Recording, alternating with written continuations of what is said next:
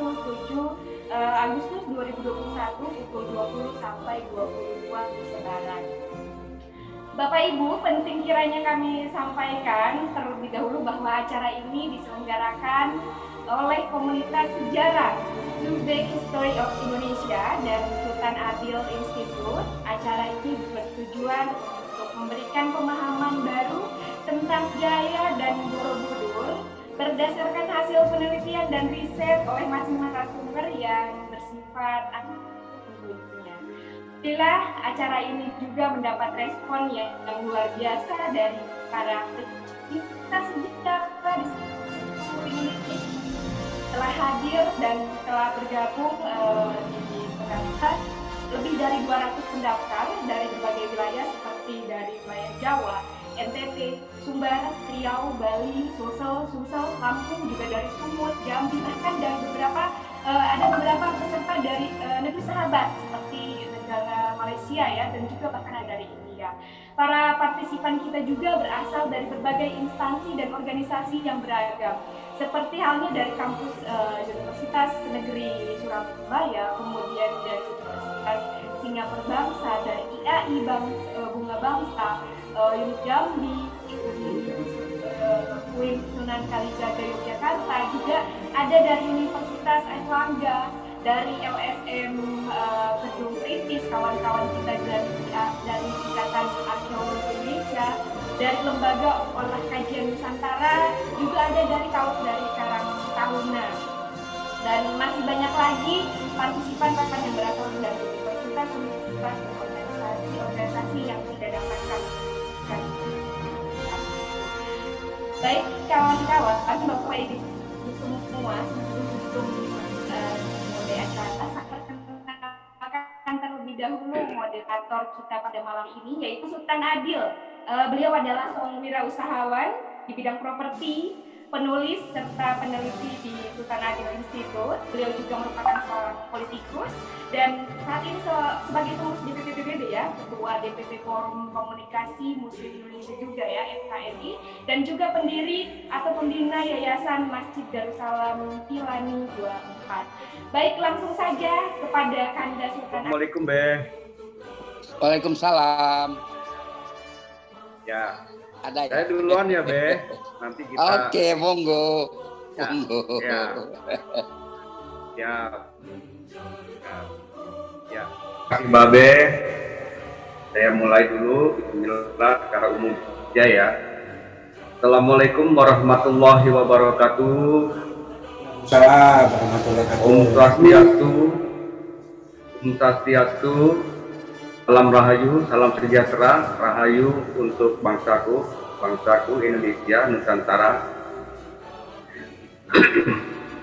Di saat ini, tadi siang saya baru aja menghadiri webinar di Barahmus, jadi Badan Musyawarah Museum, baru saja. Alhamdulillah gerak geliat kita Nusantara untuk menyongsong masa kejayaan sepertinya sudah terasa. Jadi sumuruping gening ing Nusantara itu sudah mulai geliatnya ada, sudah mulai ada tanda-tanda kita akan kembali kepada masa kejayaan. Jadi kita ini, leluhur kita terdahulu itu sudah mengalami kejayaan, cuma publik seolah-olah hidden tentang kejayaan leluhur kita, terutama pencatatan sejarah tentang leluhur kita itu sepertinya tidak pernah diekspos, tidak pernah dipublikasi oleh dunia. Jadi suatu bangsa tidak akan pernah mengalami kejayaan sebelum pendahulunya pernah mengalami kejayaan. Kita, bangsa Indonesia, pendahulu kita pernah mengalami kejayaan. Tapi dunia close hal ini. Yang jelas-jelas, dokumen leluhur kita yang ada di luar negeri itu lebih dari separuh. Ada 26 26.000 dokumen leluhur kita yang tersimpan di Leiden, di luar negeri. Kita hanya punya separuhnya. Dari separuh itulah kita meraba-raba jejak rekam leluhur kita. Kita tidak sedang bereforia terhadap kejayaan-kejayaan masa lalu leluhur kita. Kita mengadakan Zoom ini untuk mengembalikan catatan benar sejarah Indonesia, untuk membangun generasi akan datang kita mencapai kejayaannya. Banyak orang belajar sejarah, tapi tidak banyak orang yang belajar dari sejarah. Banyak orang belajar sejarah, tapi tidak banyak orang yang belajar dari sejarah. Belajar sejarah adalah mundur 2 langkah ke belakang untuk 1000 langkah lompat ke depan. Kita saat ini, Indonesia, saat kita mundur 2 langkah ke belakang, kita terperosok, tidak bisa melihat apa yang di belakang kita. Kita tidak bisa melompat jauh ke depan, karena saat ancang-ancang kita mundur ke belakang, kita terperosok dikarenakan pencatatan sejarah kita ambigu, dikarenakan catatan sejarah kita tidak jelas. Itulah diperjuangkan oleh Trueback History of Indonesia, dalam hal ini Bang Sultan, memperjuangkan, mempromosikan, diantaranya kita seperti malam ini didudukan dengan Babeh Ridwan Saidi. Jadi dalam tatanan keilmuan, pencapaian suatu ilmu di suatu masa itu dapat gugur oleh temuan pencapaian keilmuan masa selanjutnya. Pencapaian ilmu di suatu masa dapat gugur oleh pencapaian ilmu selanjutnya. Nah, inilah saat-saatnya kita, bangsa Indonesia, sepertinya secara akademik dalam proses meruntuhkan dogma-dogma pencatatan sejarah yang selama ini ada. Dan proses itu harus mengalami step by step. Ada yang dinamakan proses dekonstruksi. Proses dekonstruksi, kemudian ada tahap rekonstruksi. Jadi intinya pencatatan sejarah kita Indonesia itu harus direkonstruksi ulang. Pencatatan sejarah Indonesia harus direkonstruksi ulang, harus mengalami dekonstruksi untuk menata kembali pencatatan sejarah leluhur kita, yang nanti anak cucu kita akan melihat pencatatan sejarah yang benar, yang selama ini terpublikasi dominan ditulis berdasarkan cara pandang.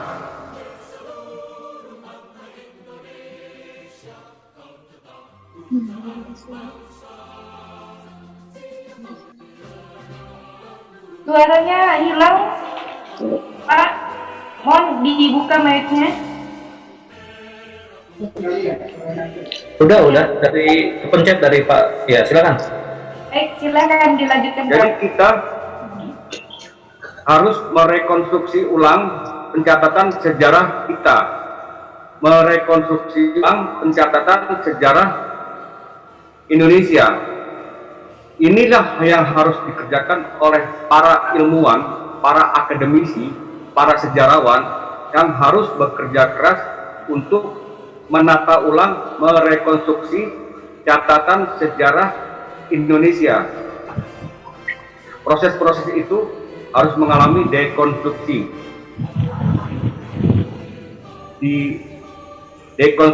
Jadi kita butuh banyak figur-figur seperti figur Babe Ridwan Saidi. Kita banyak butuh orang-orang yang seperti Babe, mendekonstruksi catatan sejarah yang selama ini ada. Setelah dekonstruksi, bahasa kasarnya itu memporak-porandakan catatan sejarah Indonesia yang selama ini dianggap benar, walaupun masih ambigu. Kita harus memporak-porandakan sosok-sosok seperti Babe Ridwan Saidi. Itu banyak kita perlukan, dan nantinya setelah masa dekonstruksi kita harus lebih banyak butuh sosok-sosok yang merekonstruksi. Jadi ada masa seperti itu. Saya dalam hal ini menulis buku adalah skeptisme ilmiah. Skeptisme ilmiah berupaya secara pribadi, secara subjektif, cara pandang pribadi, mencoba untuk merekonstruksi secara pribadi apa yang saya ucapkan, apa yang saya tuliskan itu harus dikaji ulang oleh ilmuwan, oleh akademisi, oleh sejarawan. Begitu juga Babe, itu harus diuji. Jadi masa lalu itu Babe sudah gulirkan. Di antaranya Sriwijaya fiktif. Itu adalah subjektif. Diperbolehkan dalam keilmuan akademik itu memang harus seperti itu. Untuk mendekati suatu kebenaran harus dimulai dari subjektif. Untuk dalam tataran keilmuan, dalam hal ini kesejarahan atau keilmuan apapun, untuk mendekati kebenaran itu harus berangkat dari subjektif. Dalam ilmu apapun harus berangkat dari subjektif. Dari subjektif, beberapa subjektif itulah yang menjadi dasar untuk pengujian, diuji secara objektif oleh para ilmuwan, oleh para akademisi, oleh para ahlinya di bidangnya. Jadi kita butuh banyak orang seperti Babe untuk mendekonstruksi pencatatan sejarah selama ini ada yang dianggap benar, yang dominan ditulis oleh penjajah. Jadi model Babe, model kalau ke Borobudur ya, Babe keluarkan statement itu adalah subjektivitas, dan wajar-wajar saja. Itulah bahan untuk para ilmuwan berpikir atas dasar subjektivitas Babe, atas dasar subjektivitas Santo Sabah, atas dasar subjektivitas Kiai Haji Fahmi Basyah. Kalau ke Borobudur ya, atas dasar siapapun itu menjadi bahan untuk diuji oleh para ahlinya. Jadi kita butuh banyak Babe, butuh banyak Santo untuk merekonstruksi ulang catatan sejarah selama ini ada yang dominan ditulis oleh penjajah. Hal yang pokok adalah kita harus segera mengambil kembali semua catatan dokumen-dokumen sejarah kita yang ada di luar negeri. Jadi mudah-mudahan Babe dikasih umur panjang, kita ke Leiden, Be. Ambil dokumen-dokumen itu, Be. Saya masuk ke forum ini adalah forum akademik. Jadi apa yang saya katakan, apa yang Babe ucapkan adalah subjektivitas yang harus diuji nanti. Kita butuh banyak orang seperti Babe untuk mendekonstruksi catatan sejarah Indonesia yang ada. Ya. Saya masuk ke materi langsung. Ada dari moderator, ada yang mau disampaikan sebelum masuk ke materi, atau Babe persilakan untuk sebelum masuk materi, Be. Silakan, Be. Tidak. Lanjut saja ya. Dari moderator. Mas Haji, lanjut dulu Mas Haji. Iya. Bang Santo untuk bicara mungkin nanti setelah Santo bicara dan Babe bicara, mungkin nanti ada selingan sedikit info-info. Jadi silakan Bang Santo dulu bicara dulu. Ya. Silakan Bang Santo. Iya. Jadi dalam mencapai dalam tatanan akademik, tatanan keilmuan, pencapaian untuk mendekati kebenaran itu kita butuh namanya dekonstruksi, kemudian ada tahapan rekonstruksi. Itu yang dibutuhkan urgent saat ini oleh bangsa Indonesia untuk generasi kita yang akan datang. Pencatatan sejarah Indonesia selama ini masih ambigu.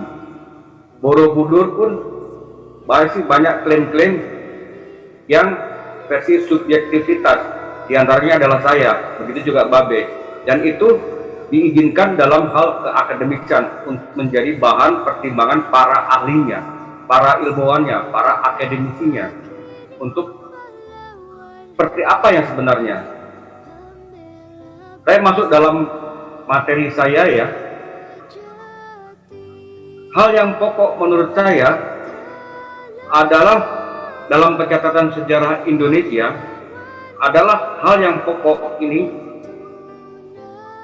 penghitungan awal tahun Saka di Prasasti. Penghitungan awal tahun Saka di Prasasti.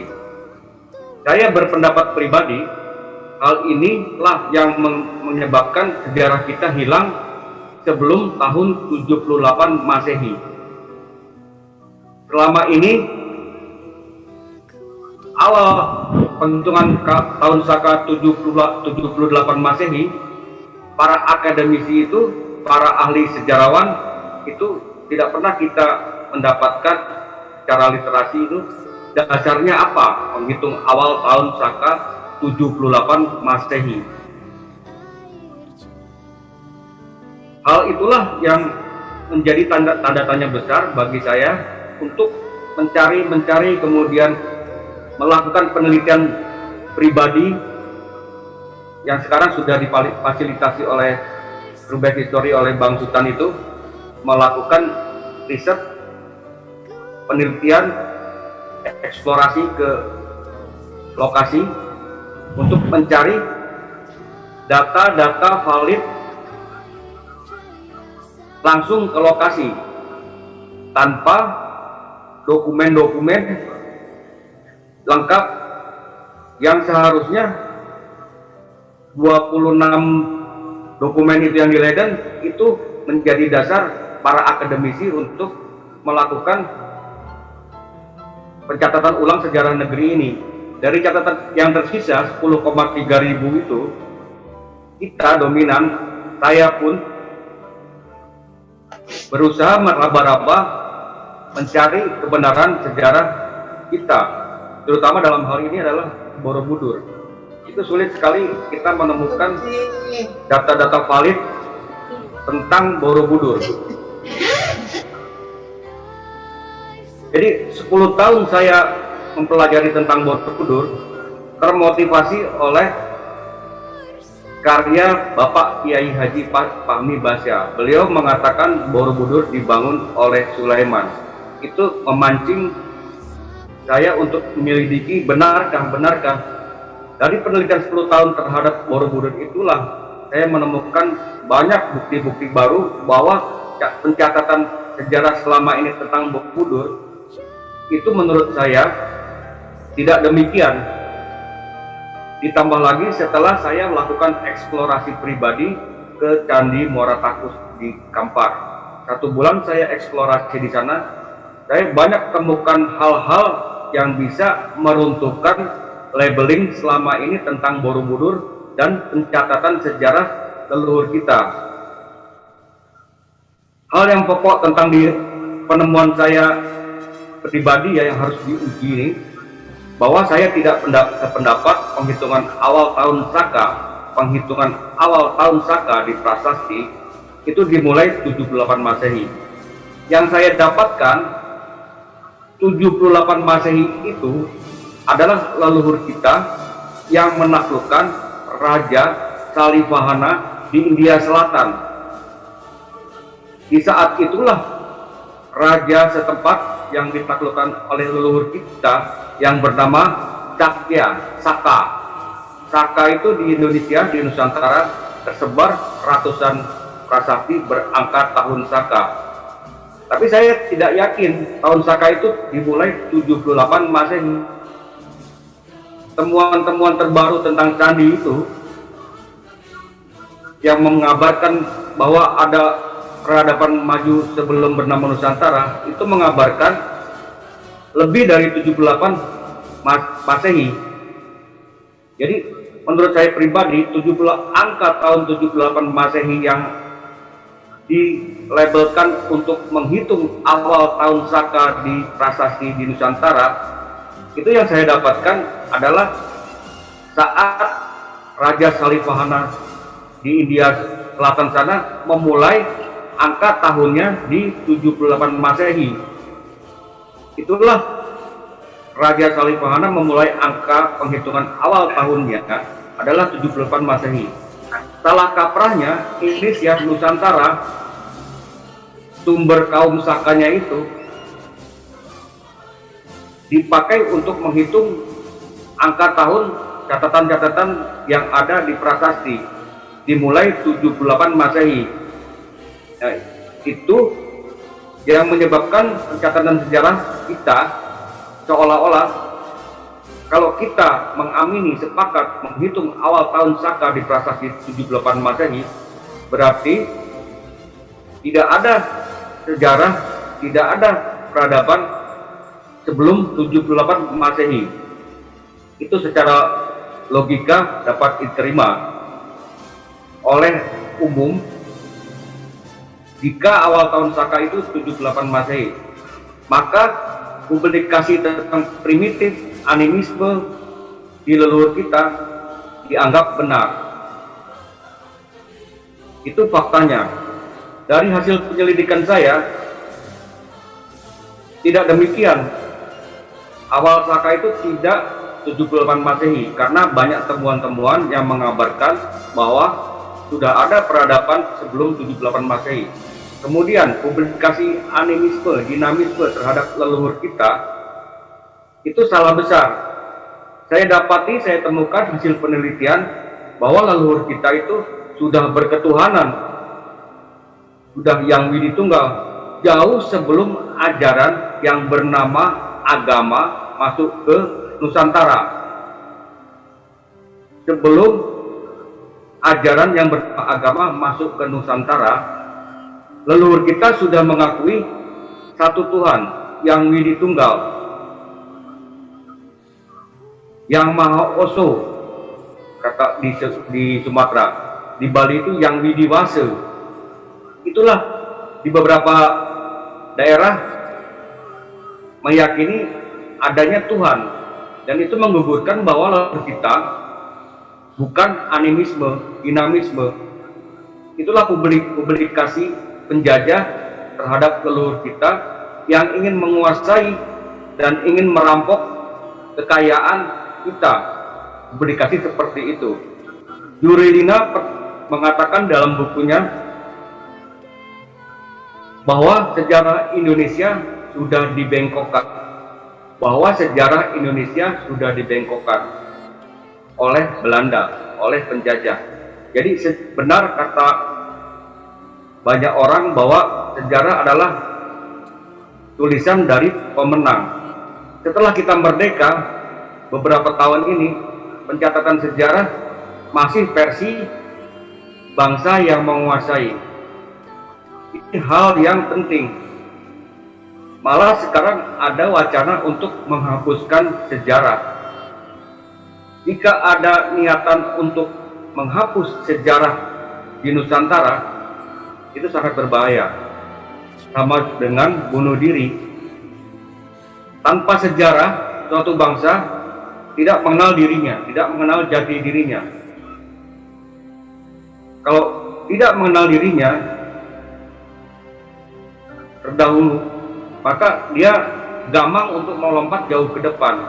Nusantara Indonesia, leluhurnya sudah mengalami kemajuan lebih dari saat ini. Jadi kita sekarang ini meraba-raba terhadap leluhur kita. Pencatatan sejarah yang ambigu.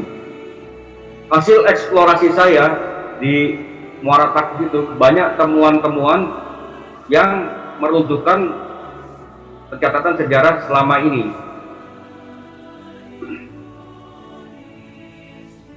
Jadi Sriwijaya menurut saya subjektif, nanti ada versi Babe, nanti pun diharapkan ada beberapa versi yang masih subjektif untuk bahan para ilmuwan berpikir untuk merekonstruksi. Jadi Babe saya itu adalah proses dekonstruksi, memporak-porandakan catatan sejarah selama ini yang dianggap sudah benar. Jadi saya ke Muara Takus itu 1 bulan eksplorasi di sana. Saya temukan apa yang ditulis oleh Itsing abad ke-7. Itsing menulis, dia melihat reruntuhan fondasi Sangharama. Sangharama itu kalau sekarang itu ini seperti semacam universitas, disebutnya Sangharama. Jadi macam Borobudur itu, kemudian di Muara Jambi itu, situs-situs di Indonesia bahasa dahulu tuh disebutnya Sangharama. Kalau Borobudur versi saya Mahatupa, Mahaviharya, Paratera, Guana Sakapala. Itu penamaan yang saya dapatkan hasil penelitian penamaan terhadap Borobudur. Itu beralasan dan akademis. Jadi para ilmuwan harus meriset ulang penamaan Borobudur itu. Borobudur itu terpublikasi, ternamakan di era-era Raffles itu berasal dari kata Boro dan Bodo. Boro dan Budur. Jadi Boro itu dianggap Bore itu dianggap ada desa di sekitar Borobudur itu yang bernama Bore. Katanya di daerah sekitar Borobudur itu tidak ada desa yang namanya Bore. Kemudian kata Budur pada saat itu dianggap adalah bahasa Jawa, katanya adalah purba. Padahal Budur itu bahasa asli Jawa, itu adalah bisul. Versi Babe ada lagi, bujur. Kalau Babe bilang Borobudur itu asal kata dari bujur. Kalau bahasa Sunda bujur itu apa ya? Jadi beberapa versi diizinkan dalam telaah akademik. Subjektivitas dibutuhkan untuk mendekati kebenaran yang diuji oleh para akademisi yang harus objektif. Pendekatan kebenaran pencatatan sejarah dalam hal ini dimulai dari subjektivitas untuk diuji secara objektivitas untuk mendekati kebenaran. Dalam hal ini adalah pencatatan sejarah yang telah didekonstruksi oleh Babe, oleh banyak orang, diporak-porandakan untuk kita merekonstruksi. Jadi di Muara Takus itu saya temukan di situ pusat ajaran Dharma. Dharma itulah filosofi dasar yang menjadi dasar lahirnya 3 ajaran di India. 500 SM Jainisme oleh Mahavira, kemudian Buddhisme oleh Yang Mulia Siddhartha Gautama, kemudian abad 9 lebih terasa lagi abad ke-13 itu baru muncul secara formal yang bernama agama Hindu. Jadi Hindu ditambah akhiran isme itu baru ada di India itu abad 13. Jadi kalau kita lihat di Wikipedia untuk lahirnya Hindu itu tidak ada tokoh pendiri. Jadi setelah saya pelajari, saya meneliti, rupanya ajaran-ajaran yang tergambar di relief Nusantara dalam hal ini dominan banyak saya temukan di Borobudur itu adalah filosofi Dharma yang bernama Dharma. Dharma itulah yang dasar yang melahirkan 3 ajaran di India. Jadi Konsep dasar Dharma itu ada di 3 ajaran yang terlahir di India. Saya temukan di Muara Takus. Tatanan adat dari temuan-temuan artefak membuktikan bahwa ajaran Dharma itu dipelajari di Muara Takus. Saya temukan Sangharama, bahasa terdahulunya semacam universitas yang saya temukan, saya dapatkan versi saya subjektif yang harus diuji bernama Dharmapala. Rupanya Dharmapala itu adalah pusat dari Universitas Nalanda di India. Nalanda di India itu terpublikasi didirikan oleh Shailendra, memerintahkan Malaputra Dewa untuk membuat Universitas Nalanda 427. Rupanya saya temukan selain Itsing, peziarah Tiongkok, ada Fahuan, ada Huining, ada Hyunsang dari abad 4, 3, 5, 6, itu yang belajar ke Nusantara ajaran leluhur kita yang bernama Dharma. Jadi peziarah Tiongkok yang terakhir 1013 itu adalah Atisa Dibamkara, belajar kepada Swarnadwipa Dharmakirti. Jadi mereka peziarah Tiongkok belajar kepada leluhur kita di Swarnadwipa. Itulah yang di Muara Takus. Jadi di Muara Takus itu ada area luas dikelilingi tanggul tanah. Itu kalau kita berjalan keliling di atas tanggul itu 6 km luas, dan di tengahnya itu ada Candi Muara Takus. Itu adalah sebenarnya di masa terdahulu itu adalah pusat puja ajaran Dharmik yang saya katakan tadi. Jadi ajaran Dharma yang saya dapatkan pembelajarannya di Muara Takus, Candi Muara Takus itu, rupanya pula leluhur kita yang saya dapatkan dari catatan Tiongkok itu Dharmadasa, Dharmapala, Sanjaya Belaputra, Swarnadwipa Dharmakirti, Sariputra, itu berasal dari Sumatera, dari Swarnadwipa, dari situs Muara Takus, dari pusat pembelajaran itu yang saya dapatkan. Jadi di situ merekam jejak-jejak leluhur kita yang dicatat oleh para peziarah Tiongkok, dimulai dari abad 4 Pahuan sampai Atisa Dibamkara, itu belajar kepada leluhur kita di situ. Jadi yang namanya Istana Payung Perak saya temukan di Muara Takus. Itulah ajaran Dharma yang tergambar di relief-relief dasar Borobudur, di relief yang ditutup. Ada 160 panel yang tertutup. Itu teks literasi kata Kusala Dharma Bajana, itu menandakan, membuktikan bahwa ajaran leluhur kita itu Dharma. Kemudian kaum yang ekspansi keluar Nusantara yang tadi saya sebutkan itu, yang paling lama adalah Dharmadasa 700 SM yang saya dapatkan dari peziarah Tiongkok itu. Catatan peziarah Tiongkok itu bernama Dharmadasa, itu tahun 700 SM, jelas sebelum Yang Mulia Siddhartha Gautama lahir, jelas itu sebelum ajaran Buddhism Jaina India lahir. Itulah leluhur kita yang bernama Dharmadasa adalah, dan yang ekspan ke sana itu banyak. Di antaranya yang saya dapatkan itu bernama Sariputra. Sariputra itu putra Nusantara, ibunya Sari, Rupasari, bapaknya Madara. Bapaknya Putra itu membuat kitab yang dipelajari, yang dibawa ke Nalanda.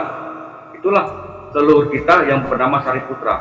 Sariputra itu salah satu cikal bakal lahirnya ajaran Buddhism.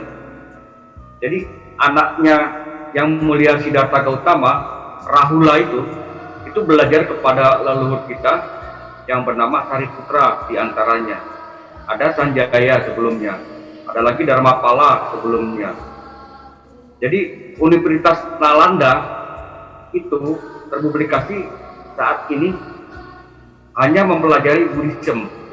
Padahal Nalanda terdahulu itu mempelajari banyak keilmuan, diantaranya Veda. Veda itu dipelajari di sana. Kemudian ada Samgaya, keilmuan di masa terdahulu itu Samgaya. Kata-kata Samgaya itu banyak di prasasti Kalasan. Itulah para leluhur kita yang saya dapatkan dari catatan sejarah Tiongkok. Yang terlama adalah Dharmadasa 700 SM, jelas sebelum Yang Mulia Siddhartha Gautama lahir. Sebelumnya ada kemungkinan lagi ada, cuma saya tidak mendapatkan. Kemudian literasi yang ada saat ini tidak banyak mempublikasi hal itu.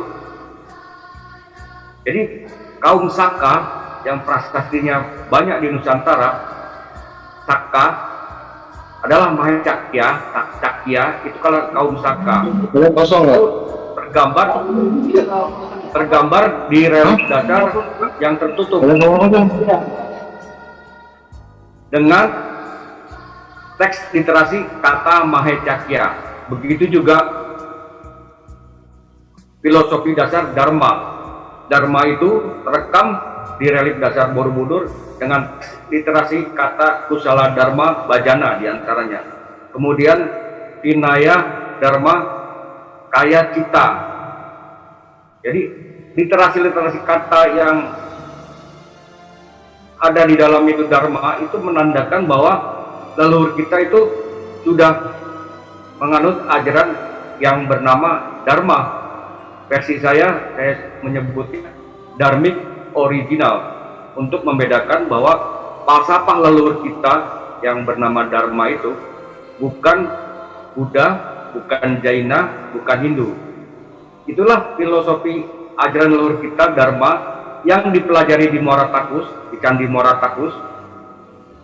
Sampai saat ini filosofi Dharma, ajaran Dharma itu terekam sempurna di Bali dan sudah monoteisme, sudah mengakui adanya satu Tuhan, sudah mengakui adanya kehidupan setelah kematian. Di leluhur kita itu terekam, tercatat filosofi pemahaman konsep kehidupan setelah kematian dengan kata-kata Parga. Leluhur kita tuh sudah mengakui adanya Tuhan sebelum 700 SM, sebelum kelahiran Yang Mulia Siddhartha Gautama sudah berkonsep kepada satu Tuhan yang Widi Tunggal. Ajaran Dharma itu terekam sampai saat ini di Bali, menyebut Tuhan dengan Hyang. Leluhur kita sebelum era-era 700 SM yang saya dapatkan tahunnya itu sudah mengakui adanya Tuhan yang disebut Hyang. Sampai saat ini terekam dalam kata-kata sembah Hyang, sembah, menyembah Hyang, menyembah Tuhan, membuktikan bahwa leluhur kita itu bukan animisme, dinamisme seperti publikasi saat ini terhadap leluhur kita yang menganggap leluhur kita itu menganut animisme, dinamisme. Itulah yang menggugurkan bahwa itu labeling dari penjajah terhadap leluhur kita yang menyebut animisme, dinamisme. Kemudian konsep pengertian kehidupan setelah kematian itu tampil di Borobudur dengan di 160 relief yang ditutup saat ini itu ada tertulis 12 teks literasi kata Separga. Teks literasi kata Separga itu ada di relief dasar yang ditutup Terak Taudi ya. Ada teks literasi kata Separga. Hal itulah salah satu yang menggugurkan labeling selama ini terhadap Borobudur. Jadi teks kata Separga itu menggugurkan labeling selama ini terhadap Borobudur. Jadi tidak tertulis nirvana atau nibbana. Itu yang di relief Borobudur. Jadi kaum Saka itu adalah leluhur kita yang ekspansi ke 3/4 muka bumi, di antaranya tanah India, dengan membawa filosofi dharmik yang menjadikan lahirnya 3 ajaran di India. Dan itu pusat pembelajarannya di Muara Takus, di Candi Muara Takus saat ini. Jadi antara seluruh situs-situs Nusantara itu adalah satu kesatuan, tidak pecah-pecah dia. Yang membangun adalah leluhur kita, kaum Saka. Jadi kaum Saka itu expand ke 3/4 bumi, diantaranya adalah tanah India, melahirkan 3 ajaran di India sana. Itulah kaum Arya, leluhur kita. Kata-kata Arya itu ada di pembuka prasasti Kalasan. Namo Bhagat Patyai Arya Tarayai. Arya Tarayai. Itulah leluhur kita, kaum Arya, kaum Saka. Kemudian ada di stupa di Nalanda sana, stupa Sariputra, juga tertulis kata-kata Arya. Mahaviharya Arya Bhagavat di Nalanda sana. Dan leluhur kita expand ke 3/4 muka bumi, diantaranya tanah India itu banyak membuat beberapa Mahaviharya yang sekarang menjadi Hara. Itu identik dengan Mahaviharya bahasa terdahulu yang mempelajari Dharma, bukan mempelajari Buddhis, ya. Jadi sekarang terpublikasi Borobudur itu waktunya 5 menit lagi Bang Sandal. Ya. Jadi kita harus merekonstruksi catatan sejarah negeri ini. Babe dalam hal ini adalah berperan sebagai pendekonstruksi. Kemudian kita harus menjadi rekonstruksi. Kita harus banyak lahir para rekonstruksi untuk menulis ulang, merekonstruksi catatan sejarah peradaban leluhur kita, bahwa leluhur kita itu tidak seperti yang terpublikasi saat ini, seperti pencatatan sejarah terhadap Borobudur, seperti pencatatan sejarah terhadap Sriwijaya. Itu harus kita rekonstruksi ulang untuk menyambut kembali kejayaan leluhur kita, mengulang lagi kejayaan yang pernah terjadi. Suatu bangsa tidak akan pernah mengalami kejayaan sebelum pendahulunya pernah mengalami kejayaan. Belajar dari sejarah adalah mundur 2 langkah belakang untuk lompat 1000 langkah ke depan. Saat ini kita gagap buta saat mundur 2 langkah ke belakang, tidak tahu, karena pencatatan sejarah selama ini tentang leluhur kita itu ambigu. Jadi di forum ini adalah forum singkat. Versi saya, versi Santo Sabah, versi Babe itu adalah subjektif yang harus diuji oleh para ilmuwan. Untuk pemaparan saya yang lengkap, pemaparan Santo Sabah tentang Sriwijaya Borobudur itu ada di YouTube yang sudah saya upload. Di diskusi saya adalah mendukung posisi Pak Santo dalam menyikapi sejarah, seperti dalam pengantar yang dia ucapkan tadi. Yang kedua, saya berpendapat sejarah itu logika, kalau nggak logis bukan sejarah. Yang ketiga, sejarah itu mutlak memerlukan timeline. Yang keempat, ekonomi adalah indikator yang paling penting untuk memahami sejarah.